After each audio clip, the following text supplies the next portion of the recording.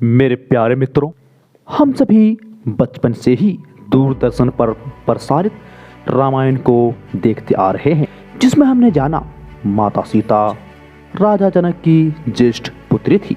आप में से कई लोगों को मालूम होगा माता सीता रावण की पुत्री थी, पर आप गलत है, सच कुछ और है। तो भाई आखिर सच क्या है? तो आज इसी रहस्य को आज की वीडियो में बताने वाला हूँ। जय हिंद मेरे प्यारे मित्रों, वंडर दुनिया में आपका स्वागत है। आगे बढ़ने से पहले चैनल में आप नए हैं तो चैनल को सब्सक्राइब जरूर कर लीजिएगा और बेल आइकन को ऑन जरूर कर लीजिएगा।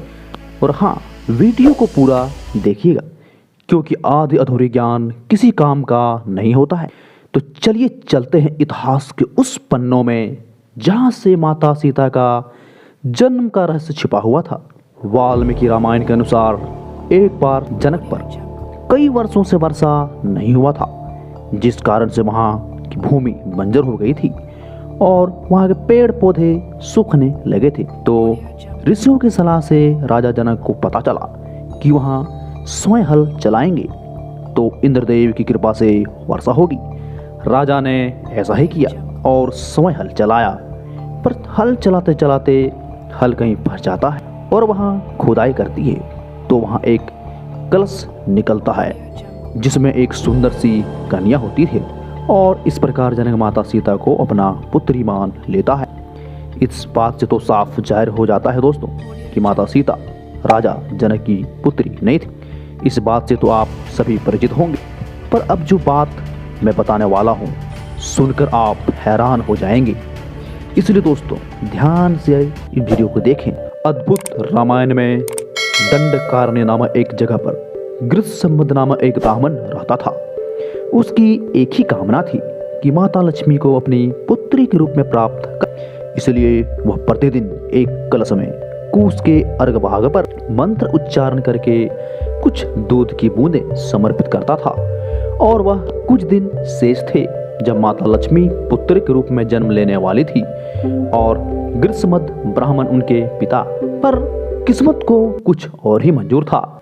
उस समय देव और असुरों में लड़ाई होते रहता था, जिस कारण एक दिन रावण वहां अपने राक्षसों के साथ पूरा आतंक मचाया और ब्राह्मणों को मारकर उसके रक्त उसी कलश में भरकर ले गया, जिस कलश में दूध की बूंदें पूर्ण होने वाला था। जब रावण लंका पहुंचा तो मंदोदरी ने पूछा कि कलश में क्या है, तो रावण ने बताया कि यह खतरनाक विष है। और फिर रावण यह खतरनाक कलश को मंदोदरी को संभाल कर रखने को कहा। फिर रावण सह्याद्री पर्वत चला जाता है।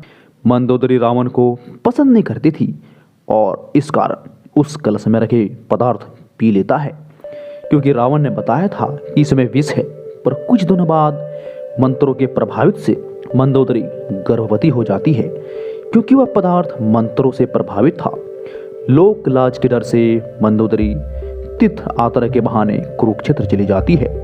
अपने भ्रूण को निकालकर एक कलश में रखकर जमीन के अंदर दफन कर देता है।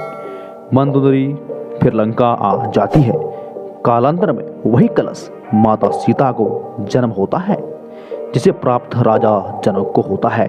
अब आपके मन में दोस्तों कई सवाल चल रहा होगा कि आखिरकार माता सीता किसकी पुत्री थी, गृहस्पति ब्राह्मण की, रावण की या जनक की? तो इसका जवाब दोस्तों यह है कि माता सीता रावण की ही पुत्री थी, क्योंकि मंदोदरी ने अपने गर्भ से ही जन्म दिया था।